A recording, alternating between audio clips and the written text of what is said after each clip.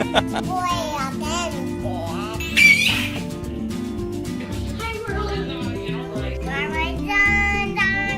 came from England. Corn dogs.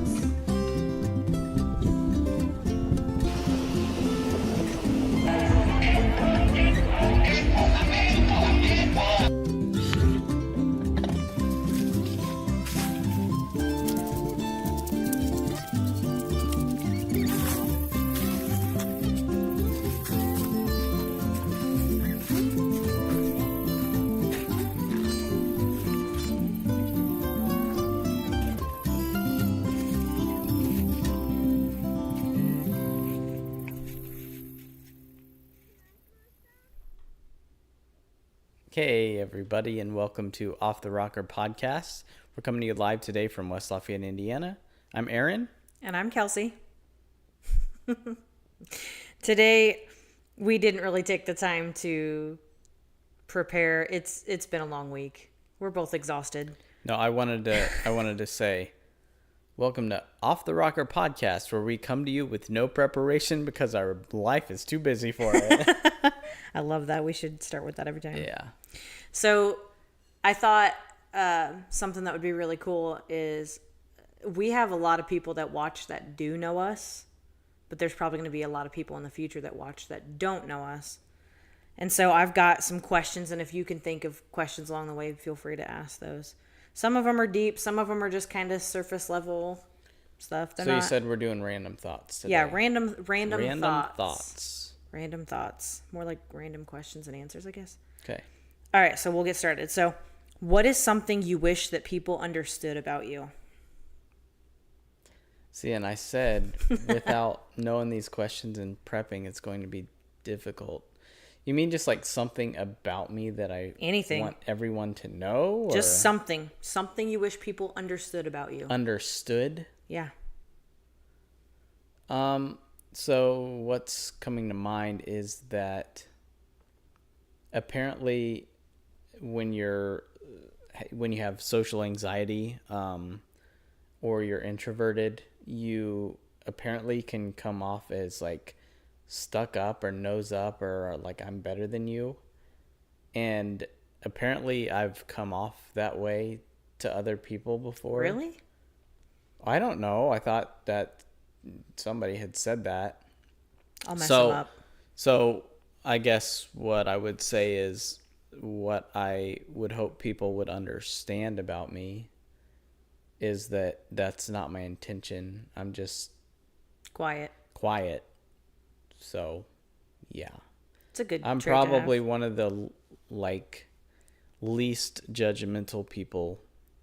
Probably, I would say that I'd say you're definitely the most I see the anxious side of you. I see when you get wound up and really upset about something because I like when our floor rugs aren't exactly the same distance apart or not exactly in the same spot you think they should be, or if your shirts aren't hung the direction you think. I see that side of you, but overall, generally speaking, you are more of a mellow, pretty even-keeled person. Like if you're really anxious, I don't think people would see it. Well, I think rugs should be perpendicular with the walls. OCD. All right, so do you have a question to ask, or do you want me to go to the next one? How about you answer the same question that you asked me? Something that I wish people understood about me. I get this a lot. I get called aggressive a lot because what I say is just very direct. Like, I don't sugarcoat things. I don't pussyfoot around a topic. Like, if somebody asks my opinion for something, I've been this way for as long as I can remember. Like, an example, and this is not racism. This is this is literally the way my brain thinks. I grew up in a community that had a good mix of both black people and white people, okay? And I would hear somebody say, like, that black person, I'd say, they are brown. Like, have you seen black? Black is like your microphone. And people would make fun of me all the time for being like, you take everything so literally. But I've always been a very straightforward. I mean, you hear most of my inner thoughts that I sometimes think are in my head. And I say pretty out loud. much no filter. Yeah. But I think a lot is like, I don't have a lot of friends, but that is like, I don't want a lot of friends. I purposely don't want a lot of friends, so I don't. And a lot of people don't understand this about me, that if you are coming to me to cry or complain or vent, I'm very directly going to probably tell you that you're your own problem in some capacity, or tell you the very truth about that situation. So if you're coming to me and you're saying like, oh, my marriage is falling apart, which people have, I'm like, okay, and what are you doing to fix it? Like, I am not the type of girl that sits around. I would just call that blunt. I'm very blunt. Like, even at work, I get in trouble for it all the time. They're like, there's a much professional way to say that. And I'm like, being direct is not being unprofessional. It's just saying, here's a need. Here's how we can fix it. When can we do this? Like, people don't like people that are direct. And so I'm not well received. And a lot of it has to do with like, I'm not going to sugarcoat or fluff something that I say so somebody will receive it. Like, if you ask me something, you can guarantee I'm going to give you a very blunt, direct response. So I guess what I wish people would understand about me is I never say anything out of hate or animosity. Usually when I talk, it's from life experience, or I'm trying to help you, like by not keeping the blinders on you and just being like, nope, take them off. Here's really what's happening. And people take that as like, I'm being rude or I'm being disrespectful or I don't care about them or I'm being insensitive. I would say that's the word, aggressive or insensitive, but really it's just me being honest. Or politically correct. Or politically correct. Like sometimes yeah, like with our work meetings, like you'll say things and I'll be like, I'm just going to keep shoving this food in my mouth before I say something.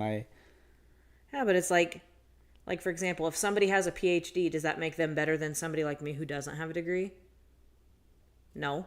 So why should I have to put somebody, like, I respect that you made that life choice, that you decided to go do that thing. Wonderful. That's a great choice for you. Mm-hmm. I didn't need to. I didn't have to. I don't want to. That's not the path that I want to take. So does that mean that I should be demeaned for that, or I should be disrespected or belittled because I didn't choose what you did? I don't think so. No. So I guess in my mind, it's just seeing everybody as equal, but also being very realistic and very honest with my responses. So, yeah, I'm not insensitive and I'm not uncaring. I don't believe in idle words. I'm not just going to sit here and fluff you up. I'm going to be like, nope, let's get straight to the point. You came to complain. I came to tell you you're your problem. Problem solved. Moving on. Next conversation. All right, so next question. If you could tell this is a very cliche one. If you could tell your younger self one thing, what would it be? It could be anything, deep or not deep. It doesn't matter.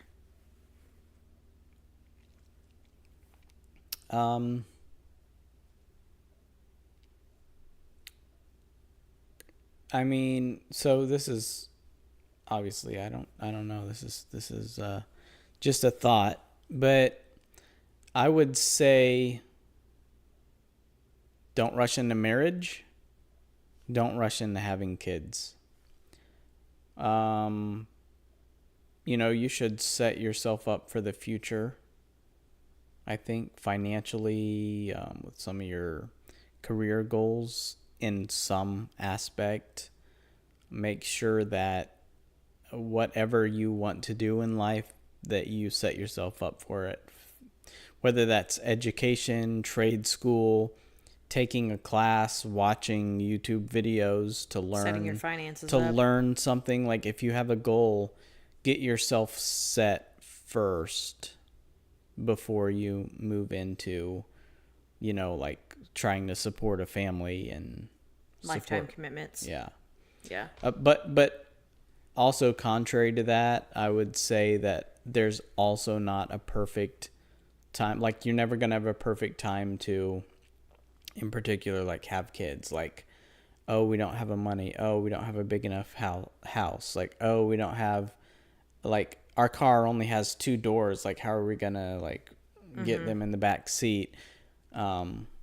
There's never going to be an opportune time. Well, I mean, maybe for some people. Maybe for some people, but... For most people, no. That, don't... So, I guess what I would tell my younger self is get your priorities set, like, for your personal goals and career goals and that sort of thing first But then second, when you are ready to have, kids, like when you want to have kids, don't wait just because, you don't think you have the money, you don't have the right house, you don't have the right, you're not in the right school district, but don't let those things limit that. Oh, that's good. Thanks. I guess I would tell my younger self to have more patience and to not be a people pleaser, because I used to be a really, really bad people pleaser. Like, I would do self-sabotaging. Like, for me, I would self-sabotage things because I felt like it would hurt somebody else's feelings, or they wouldn't like it, or they'd get mad at me if I did this and not that. And I guess, I don't know, people pleasing never served me. So, but it did cost me a lot. I got myself into situations that I should never have been in, with people or places or things that I should have never dabbled in, ever. And I did because I was too afraid to go against the current, and I was trying to please people. And even if I felt like it was really wrong, I still did it because it's like, well, I don't want to hurt their feelings and embarrass them. And it's like, well, what are you doing to yourself? You're hurting and embarrassing yourself. Mm-hmm. And so it's not like saying don't care about other people, because I think you should. But self-preservation is a skill that young adults just don't seem to have. I didn't have any of that, for sure. I just went with the flow and did whatever everybody else thought I should do or told me to do, and didn't think twice about it. And I guess I would just tell myself, it doesn't matter if people don't like you and disconnect. The right people will connect with you and will stick around. So do what you know you're supposed to be doing and not what everybody says you should be doing. Yeah, so if you want a people pleaser, literally just go to Monocle's. That's the family pleaser, not the people pleaser. No. Okay. All right. Next question. This one's a little more lighthearted. What is something I do that you love? Something you do. It's cool. Brag about me. That I love. Jeez, it shouldn't be that hard to think about. So I'm either thinking hard because I can't think of something, or there's too many things. Come on, there's probably one or half of a thing. I already know my answer for you. I love that you like to keep things clean and tidy.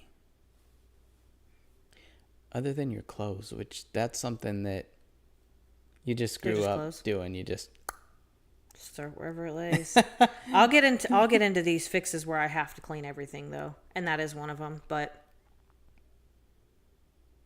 I don't know. I have a method to my madness. I know what's dirty. I know what's clean. Yeah, no, that's what I appreciate about you, is that you keep things clean and tidy. I think we both kind of have OCD. That's a very self-serving thing that you love, though, because you have OCD and you like everything neat and tidy. Mm-hmm. So that's Ours are, I think we both have OCD, but ours is a little different. Yours is more so things need to be clean, as in sanitary. I can see dust on this. Mm-hmm. And mine is more this rug is not perpendicular to the wall. The toaster is by the way, degrees. I have video proof of Aaron using a tape measure. It's on my Instagram. And he's literally, I'm like, what you doing, Aaron? He's like, stop it. And he it's on your Instagram? It's on my Instagram account, yeah. Well. And literally it's a video of you where you are using a tape measure and measuring it from the wall out, from the edge to the edge, and then from the door frames to everything. I got rid of those rugs because I couldn't take watching you do it anymore. And also when I hang a picture or something, it has to be centered properly. I measure the wall. Do you remember the time where I hung family pictures in the hallway upstairs?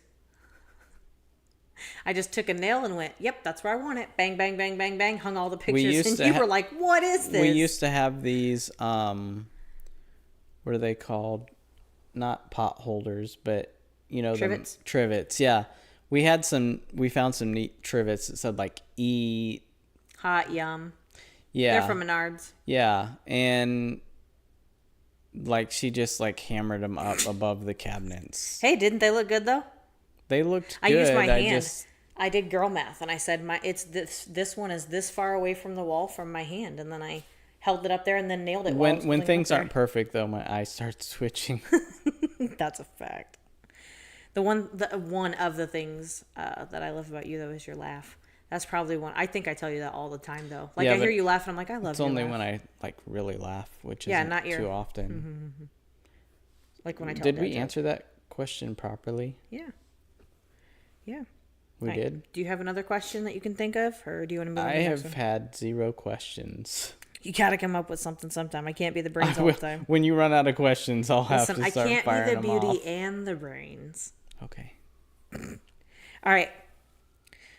Here's kind of a deeper question. So, what things have you done this week to either connect with others or dive deeper into your faith? I wonder if they can hear that siren. Maybe. You're avoiding the question, though. Living in the city. Even though it's not really a big city. All right. What was the question? What things or thing have you done this week to either connect with others or dive deeper into your faith? Well, first of all, I have to remember what I did this week. What did I do this week? Well, I had 2 vacation days at the start to be on fall break with the kids.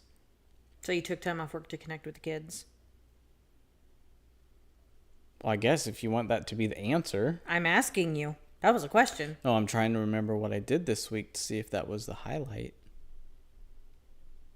That's not the question. The question is, what have you done this week to connect with others or dive deeper into your faith? Yeah, I'm thinking about it. It's going to take a minute. Not give me a recap of what your week was like. Well, I have to think internally here whether I speak it out or keep it internalized. What I've done.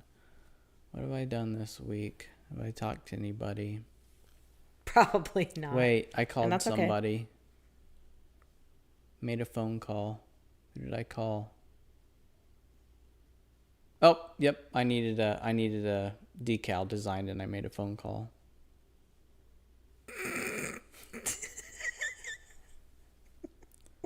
That's way out of my comfort zone.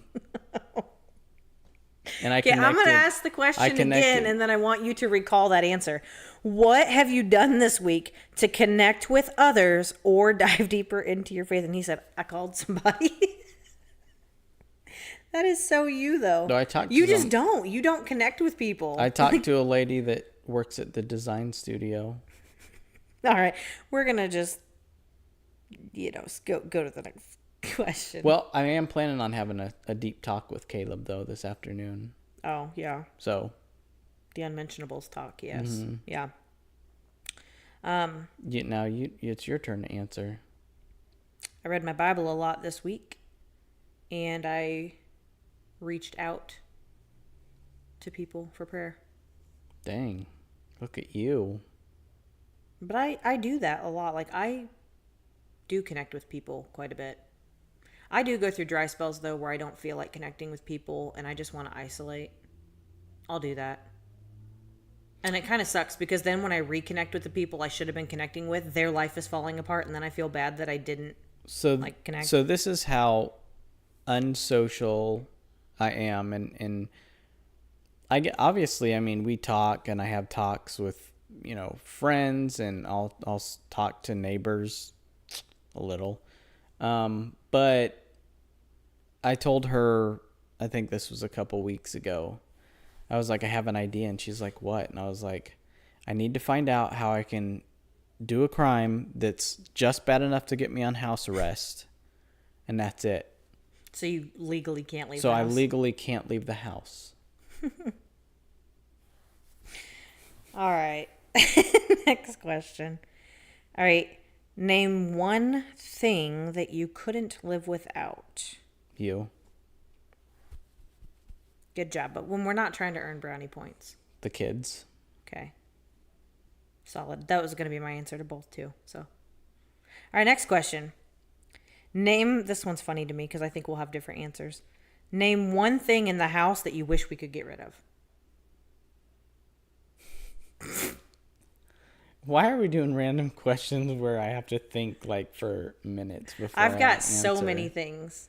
No, I want to keep so everything. many things in my noggin right now. No, Of things I wish we could needs- just get rid of. Nothing needs to get like. See, that's the difference. gotten rid of. You think like the house is big, let's fill it with stuff, and I think No. I have a big house, but I want it to be open and spacious. I want to be able to roller skate around in my house No, and have fun.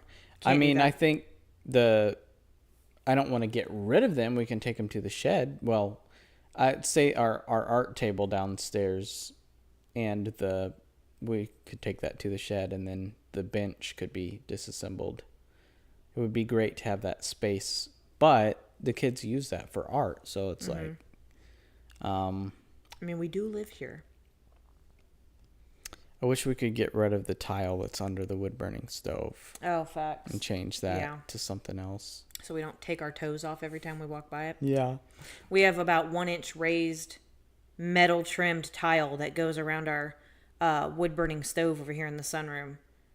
And it comes out way too far from where it should. And it really should have been cut at an angle, so when you do walk in the room, it's not cutting into Yeah, it should where be you're walking. curved because the stove Yeah, is and I angled. can't tell you how many times we've had guests over, or even us or our kids have been running by that thing and about. Don't get me wrong, people's pain is my pleasure sometimes, because that's one thing. That's terrible. That is one thing that it'll always get me going. If somebody whacks their foot on that thing and they're going, oh gosh, when they think they're dying, I'm guaranteed to be laughing my butt off on the couch. That's terrible. You can't tell me it wasn't funny when Caleb ran over there and whacked his toe and he goes, oh, curse words.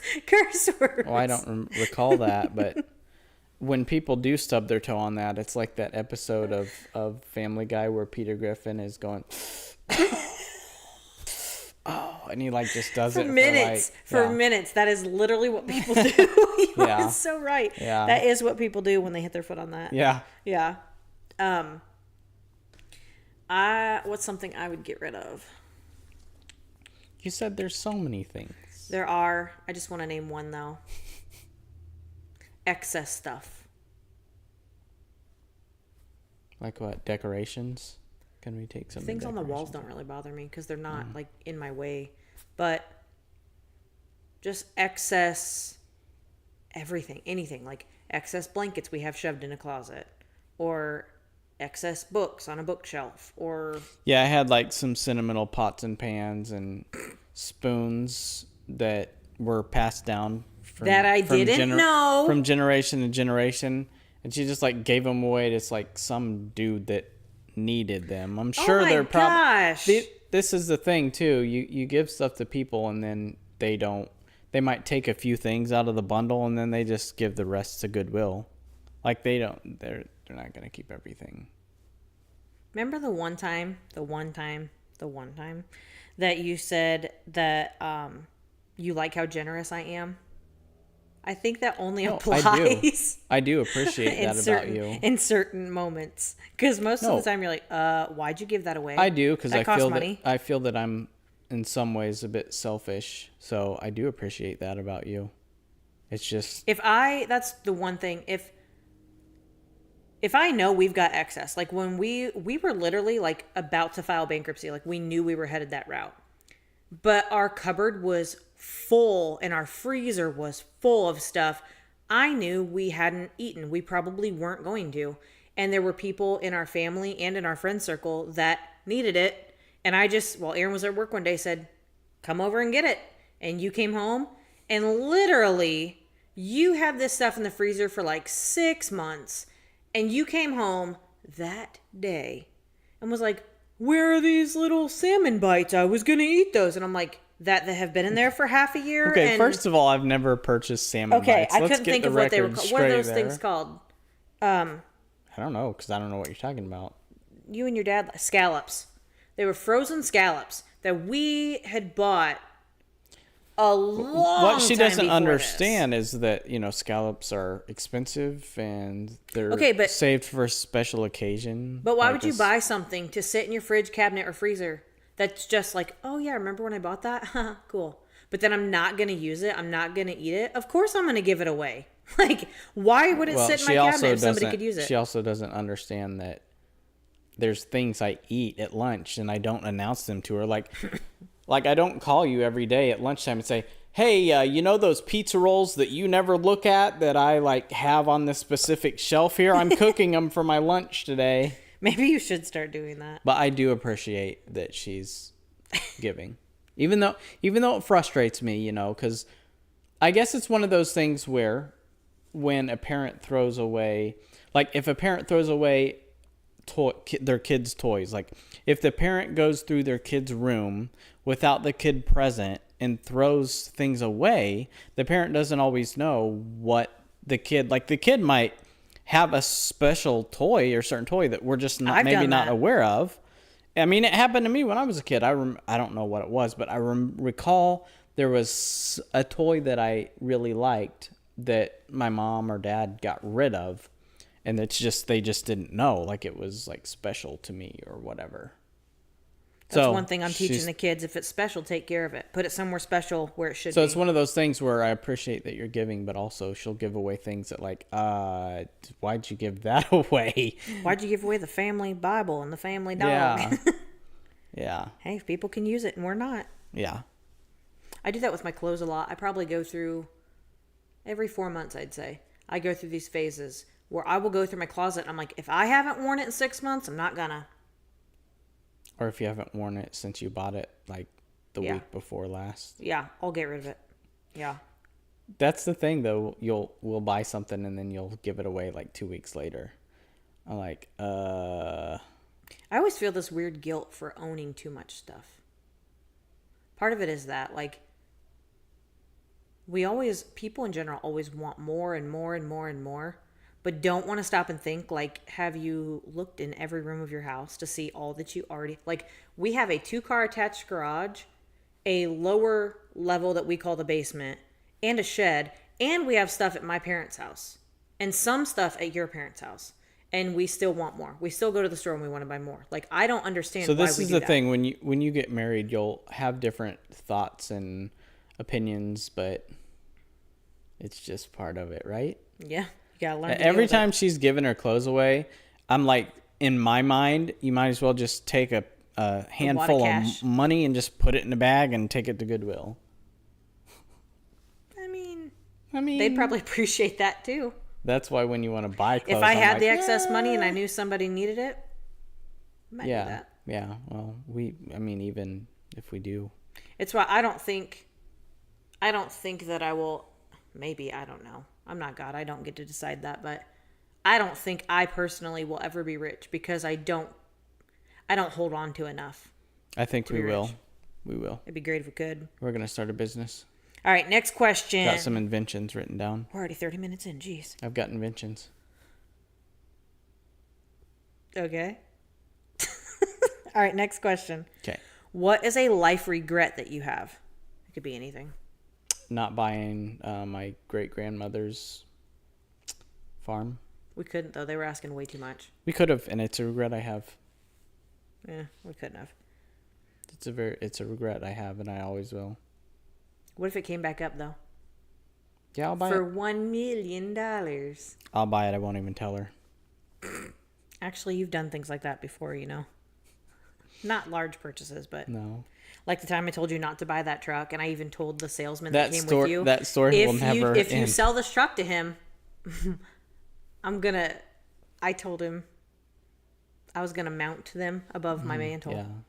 Because I was like, I'm pregnant. I have a child on the way. We have a child on the way. I can't even get into this vehicle. We're gonna have an episode. I kind of wanted this Probably one. Soon. I kind of wanted this one to be the episode about life and decisions, but maybe next week or something. Just about like decisions you make that aren't good, and they're actually, when she's talking about regrets, like getting rid of the first car I owned, getting rid of the second car I owned, getting rid of the third car I owned, getting rid of the all fourth the way up to the 12th car owned, you owned. getting rid of the first house I owned, getting rid of the second house I owned. No, seriously. We do that, though. Like, why do we do that? We know it's stupid, but we do it. I do feel like not pointing fingers, but with the houses, that's definitely been a you thing. I was totally cool with our first house. Didn't want to move to the second one. What's interesting is her and I both have aspired to live somewhere a little more rural than we ever have, because we've only lived in Towns, a cities. neighborhood. Like, we've only lived in a neighborhood. Like, we haven't lived on like 900 East, or you know what I mean? Like, so every time we've looked, there's always been a limitation, whether it was money or we felt like we were looking at a house that was on Courage the Cowardly Dog, or Which, yeah, we saw a few of those. just different things. And there's always been, I think, something there that's been like, this just isn't right. So One regret that I have. I mean, obviously, I've got lots, but the top one that comes to mind is, I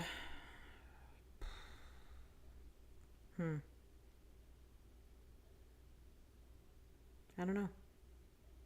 I'd really have to think about it. Like, no regrets. I have no regrets, not even a single vowel.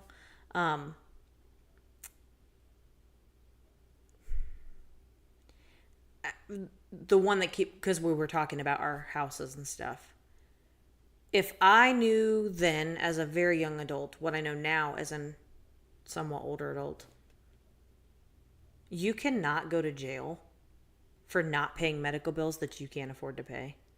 And we had debt collectors. Like, I had seizures, and then our infant, our baby, was having them. So we were left to one income at a fairly low paying job for what you did, and like no family helping us financially. It was just like us cut dry on our own.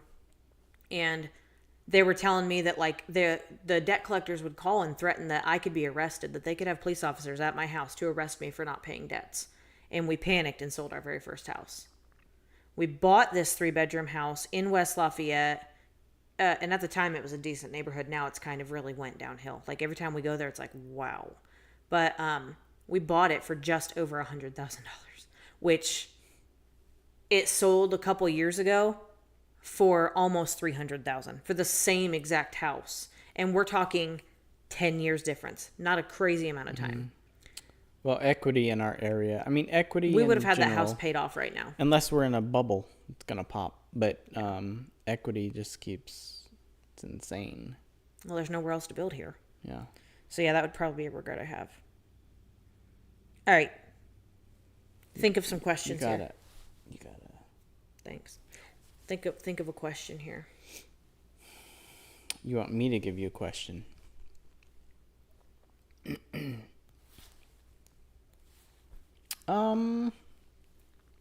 Tell me about one of your favorite childhood memories.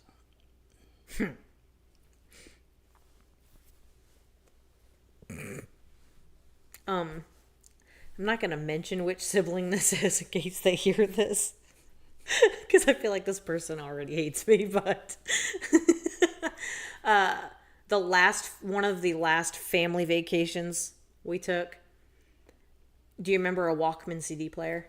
Yeah, of Okay, course. do you remember that when you were in a car, the cigarette lighter? I don't think they make cars with cigarette lighters anymore, but this car we were driving down to Florida, and this car had a cigarette lighter power cord.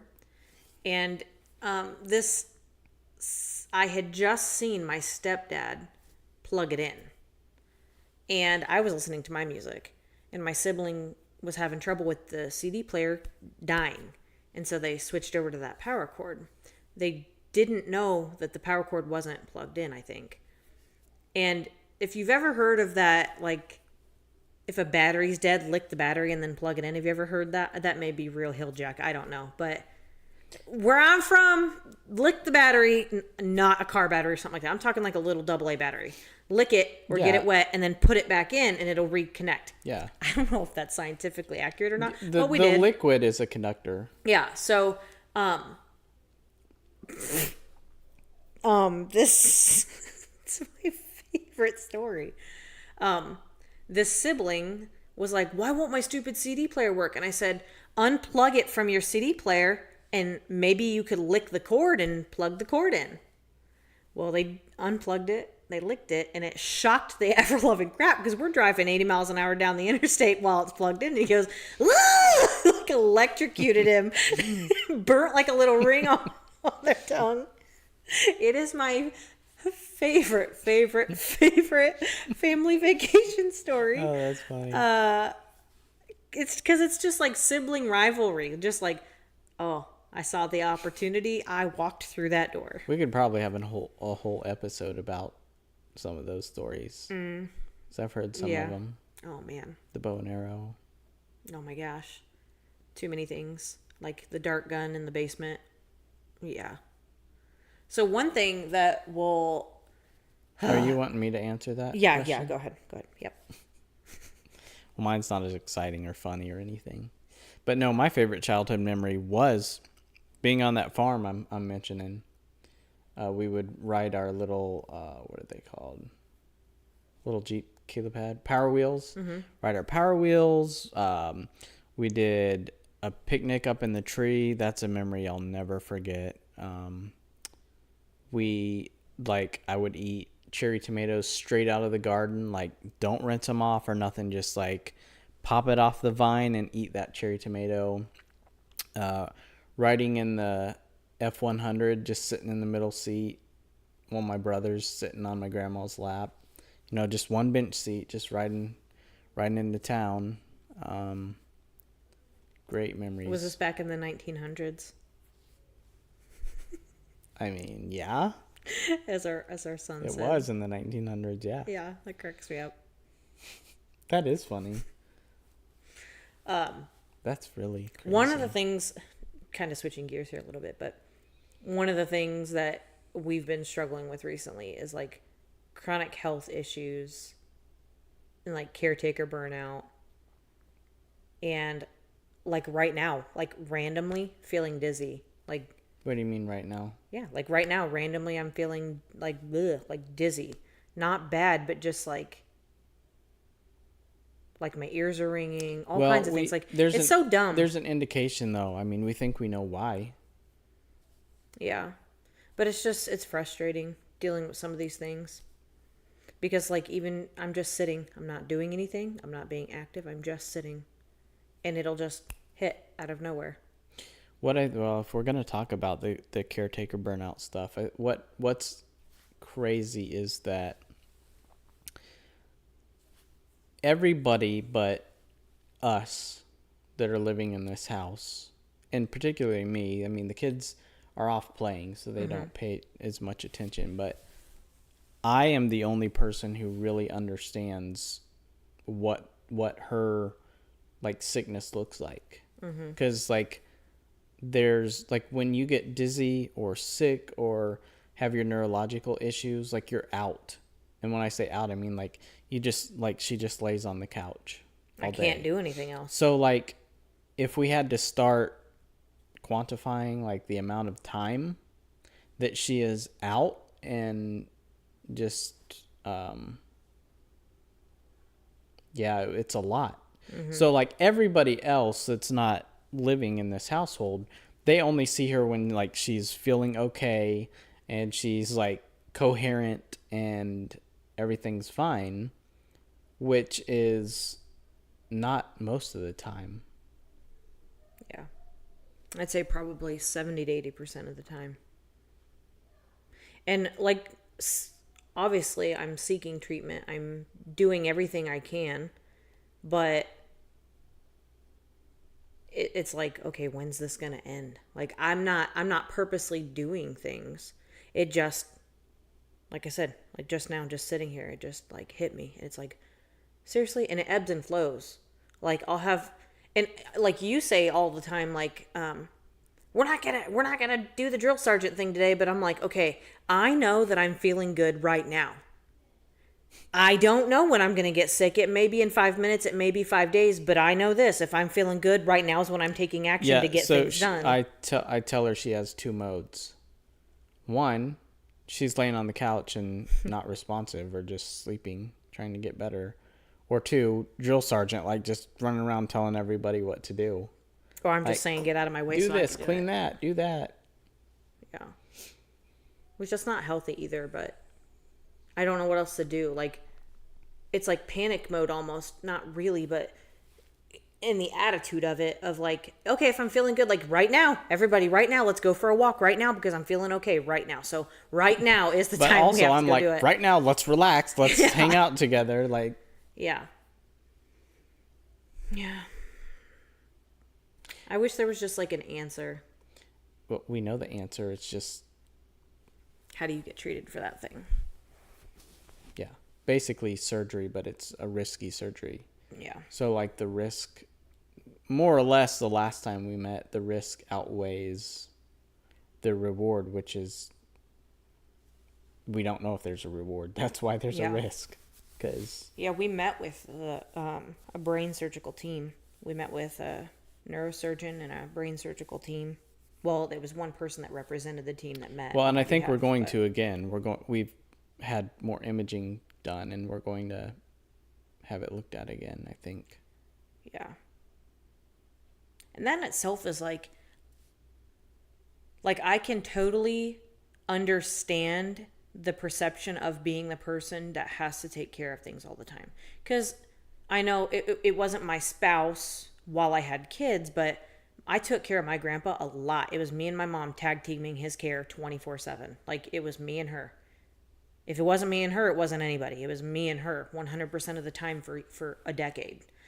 And I quit a job because it was so time consuming to make sure he got his meds when he needed it. He was doing his physical therapy. Like, he also had memory loss. So he had to make sure he wasn't doing things to hurt himself, or he didn't get lost. Like, it was stressful. But I wasn't married and I didn't have kids in my own home at that time. So I was still living at home. And I understand that to that extent. But there are a lot more stressors, I think, that come with being the person who is chronically ill, because you feel guilt. It's embarrassing. Like, when I have neurological episodes in public, it's like super embarrassing. Like I have to think about like what I wear to work matters, because if I'm not feeling good and I have to go to work because I have no sick time and I have an episode but I'm wearing a dress, EMTs don't care. Like, they do not care. They are lifting up your dress to get those EKG patches on you. They're like, what you look like is their last concern. But to me, it's like dehumanizing to a degree, because my coworkers now have to see me like that.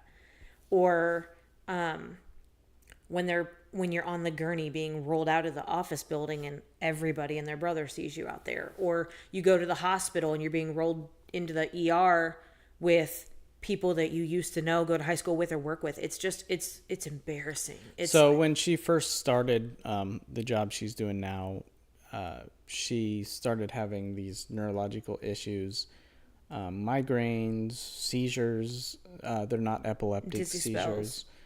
but they are real, as opposed to what some people say. Mm-hmm. But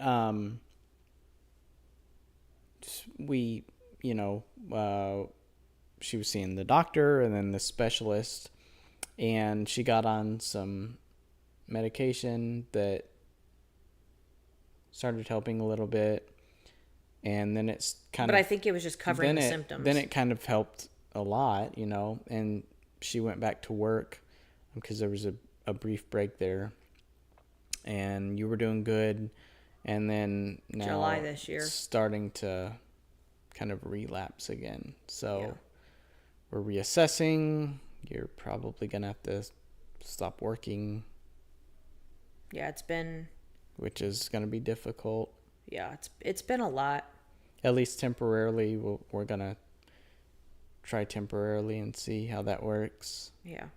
So if you ever feel like Venmoing me or whatever, we're gonna put our PayPal on the page. I'll put my PayPal and my Venmo up there, boo.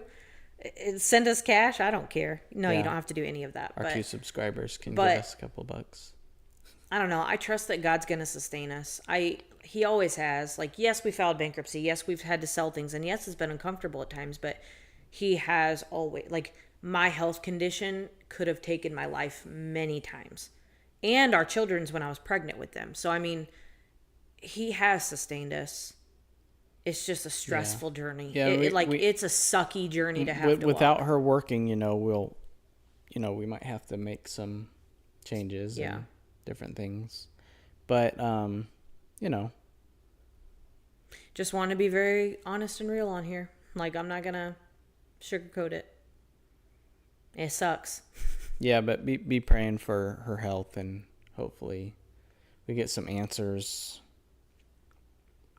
And it's what probably is one of the most frustrating things about it is, like, right now I'm having like a dizzy. I can feel. Yeah, and I can see it in her eyes too. Yeah. Typically.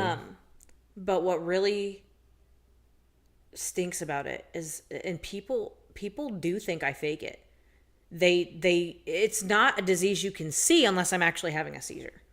You can't see it. It's not like a do you want boil to on my face. explain what you actually have that we are certain that causes them? I mean, science says this is what they cause. Yeah, at 15 years old, I was in high school, and I all of a sudden dropped and had a seizure at school. It was my senior year of high school, and it was the beginning of my senior year of high school. And I had a seizure, and there are no neurological known problems in my family history or prior. Like, it was just out of the blue. Don't know what happened. So Miss Hawking was our school nurse at the time. She grabbed a wheelchair, brought me down to the nurse's station, and all I remember is screaming because my head, like, I was screaming at the top of my lungs. My head hurts. Well, come to find out, we went to Indianapolis. It was right before you were going to take me to prom.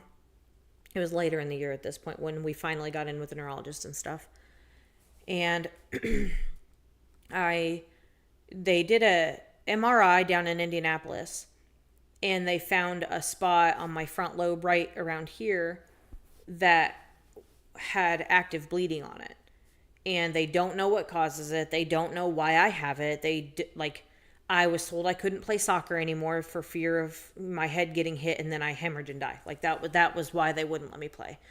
And it, like, frequent headaches and vertigo spells. It was my new normal. It became my new normal. And it was literally one day I'm fine my whole life, and then all of a sudden one day I go to school and I'm not fine. Well, it literally was like that. Give him the scientific name of what it is. So what I was diagnosed with is called a cavernous angioma. Basically, it's a malformed cluster of vessels and veins around my brain. But it's where they all run together. It's where they all merge together, and they're not supposed to do that. They're supposed to be like a netting, like an equal, like, smooth netting. Well, mine are in one area clumped and clustered, and part of it is calcified. So blood flow doesn't always fully get through there. So it causes me to suffer from what they call vestibular migraines, which are migraines caused by vessels and blood flow. I also have been diagnosed with a blood condition that we didn't get diagnosed till I was many years later pregnant with our son. And it's called thrombocytopenia, which means my blood doesn't clot. And so you factor that in with having this angioma that could bleed at any time. And it's a really risky, dangerous. So anytime I have surgery, anytime I do anything physical, I have to be careful. Like, I have to be very, very careful. And even if I got in a minor fender bender car accident, I still have to go get checked. I still have to go check to make sure I'm not internally bleeding. So it's likely that the angioma is what causes her headaches and seizures and migraines and neurological glitches is what I would call them. But it's a risky procedure. So basically what the neurologists and or brain surgeons have said is that if she can put band-aids on it, then that's what they've basically said. Like, we're gonna try different drugs and things so that we don't have to try to surgically remove this because it's risky. And as time goes on, it has these little hair-like, if you look at it, I forget what they're called. Yeah, I don't know what those are called, but they're like little thin hair-like structures that if this was the angioma and it's on the surface of my brain, it has these hair-like things that go inwards towards the core of my brain. And so doing surgery is incredibly risky. So we got one with and without contrast this time. The so MRI, yeah. hopefully, we're going to go see another, you're a neurologist, obviously, but also maybe a brain surgeon again if she says we should, and see what they say. Mm-hmm. Yeah, it's kind of like, I have a friend who has POTS, P-O-T-S, it stands for something, and it's a disease that you can't see, but you feel it. Like it's neurological, it's psychological, it's a lot. And when you're dealing with illnesses that people don't see, you kind of get brushed off or passed off.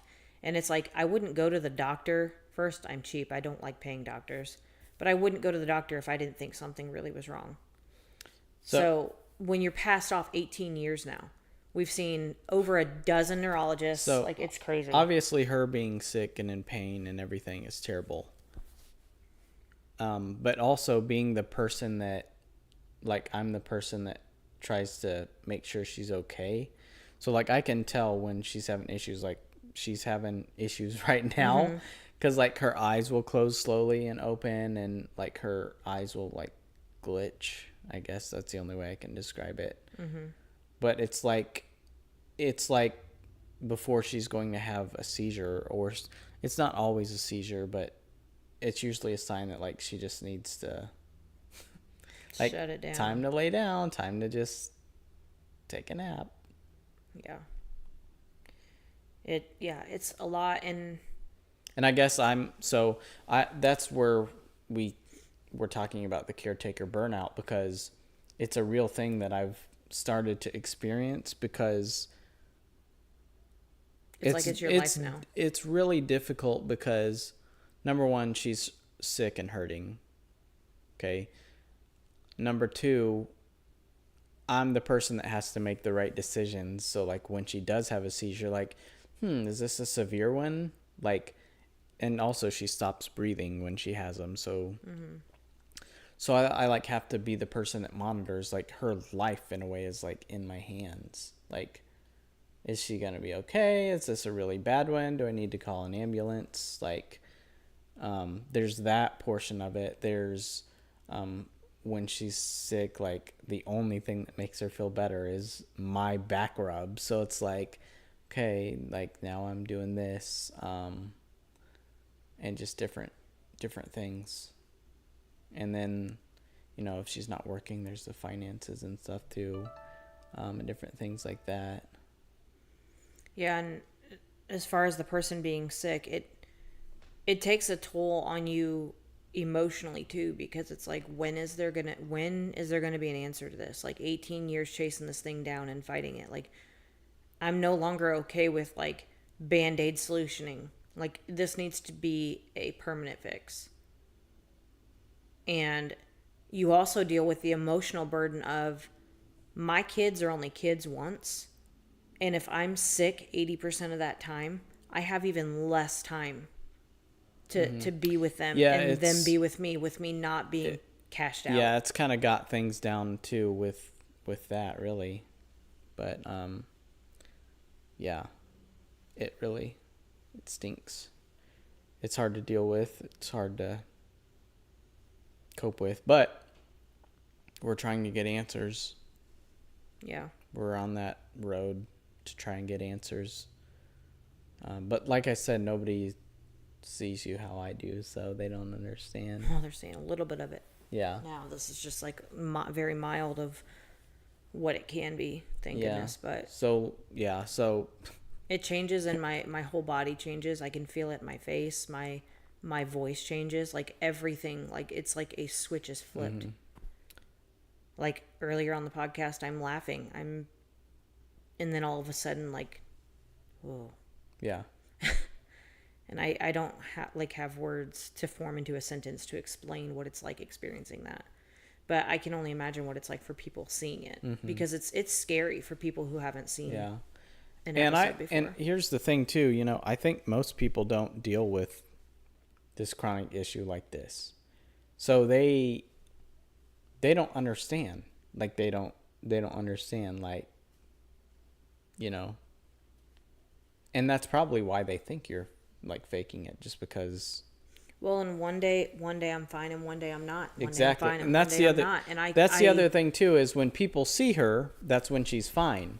So when we tell, people like this is what she's dealing with, it's hard for them to be like, "Oh, are you really now?" But it's because she really can. It's like a switch too.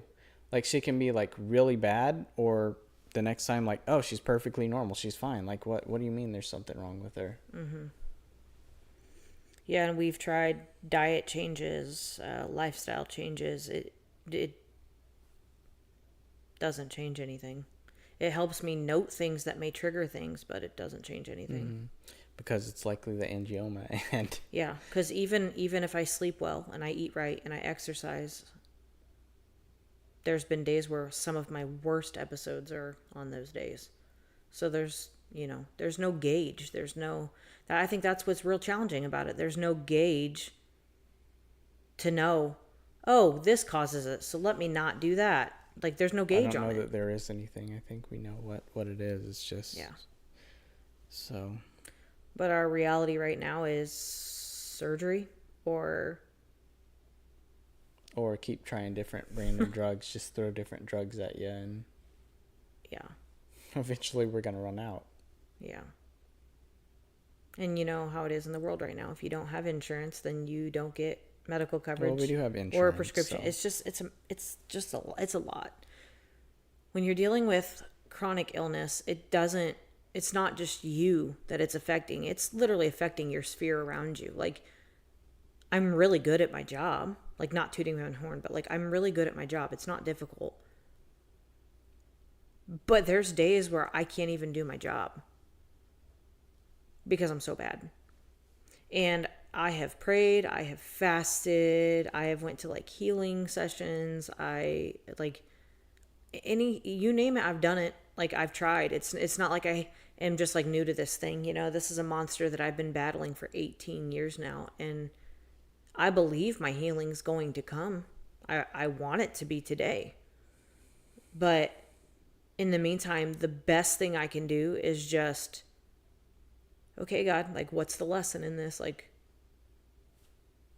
His thoughts are higher than our thoughts. So yeah, and I have to cling that, like, whatever I'm going through, like, it's not that He's causing it. I don't believe He causes it, but He can use it. So it's like, I wish you'd kind of get to your point and tell me what you want to use it for, because I just suffer in the meantime. But there's things that people battle that are much worse than what I battle. It's just difficult. It's its own thing. What you battle is pretty difficult. It's pretty severe. It's pretty scary. And we don't talk to our family about it because it freaks them out, scares them, or they think that it's just whatever. She's just being sick again. The other or whatever. thing that's interesting is that I've been with her since she was, 16? 15. So I've seen it. I've witnessed the seizures. I'm typically the one that is around. So to me, they're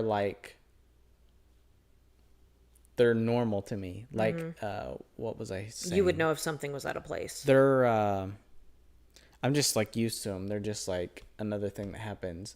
So whenever she has one, I act casual and people are like, why are you freaking out? Yeah, they're like, this is strange. I'm like, well, I'm just used to it. Like, this is, I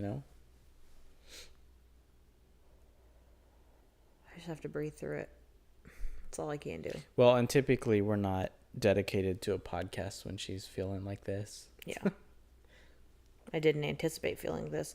The last couple days have been okay days. A few good days and then a really bad day. But that's time. That's time? That's time. All right, well, we made it through. Our random questions turned into your severe health issues and caretaker burnout, but we got through it. Yes. All right, come here. We're gonna come in together and and say goodbye. And we hope that everybody has a great rest of your weekend, a great rest of your Saturday. Don't forget Purdue plays today, so it's going to be fun.